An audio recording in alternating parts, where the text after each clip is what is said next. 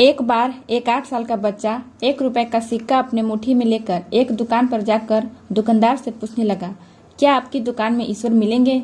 बच्चे की बातों को सुनकर दुकानदार को गुस्सा आ गया। उसने सिक्का नीचे फेंक दिया और बच्चे को अपने दुकान से निकाल दिया।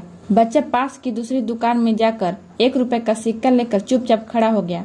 दुकानदार ने बच्चे की तरफ देखा और कहा, ए लड़के, तुम्हें क्या चाहिए? 1 रुपए में तुम क्या चाहते हो? बच्चे ने दुकानदार से कहा कि मुझे ईश्वर चाहिए, क्या आपकी दुकान में ईश्वर हैं?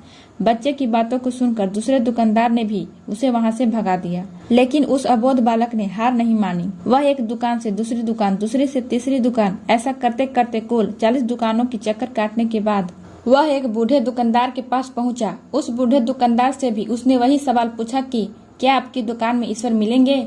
दुकानदार ने अचंभित हो उस बच्चे से कहा, तुम ईश्वर को क्यों खरीदना चाहते हो? क्या करोगे तुम ईश्वर को लेकर? पहली बार एक दुकानदार के मुंह से यह प्रश्न सुनकर बच्चे के चेहरे पर मुस्कान उभर आई।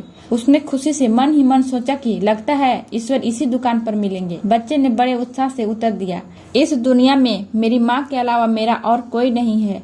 मेरी माँ दिन भर काम करके मेरे लिए खाना लाती है। मेरी माँ अब अस्पताल में बीमार है। अगर मेरी माँ मर गई तो मुझे कौन खिलाएगा? डॉक्टर ने कहा है कि अब सिर्फ ईश्वर ही तुम्हारी माँ को बचा सकते हैं, इसलिए मैं आपके पास आया हूँ। क्या आपकी दुकान में ईश्वर मिलेंगे? दुकानदार ने कहा, हाँ मिलेंगे। कितने पैसे हैं तुम्हारे पास? बच्चे ने कहा, सिर्फ 1 रुपया है मेरे पास। दुकानदार ने बच्चे से कहा, कोई दिक्कत नहीं है, 1 रुपये में भी ईश्वर मिल सकते हैं। दुकानदार ने बच्चे के हाथ से 1 रुपये ले लिया। उसने सोचा कि 1 रुपये में 1 गिलास पानी के अलावा बेचने के लिए और कुछ भी नहीं है, इसलिए उस बच्चे को 1 गिलास पानी भरकर दे दिया और कहा, यह पानी पिलाने से ही तुम्हारी माँ ठीक हो जाएगी। अगले दिन कुछ मेडिकल स्पेशलिस्ट उस अस्पताल में गए। बच्चे की माँ का ऑपरेशन हुआ और बहुत जल्द ही वह स्वस्थ हो गए। डिस्चार्ज के कागज पर अस्पताल का बिल देखकर उस महिला के होश उड़ गए। डॉक्टर ने उन्हें आश्वासन देकर कहा, घबराने की कोई बात नहीं है। एक वृद्ध सज्जन ने आपके सारे बिल चुका दिए हैं और साथ ही एक चिट्ठी भी दी है।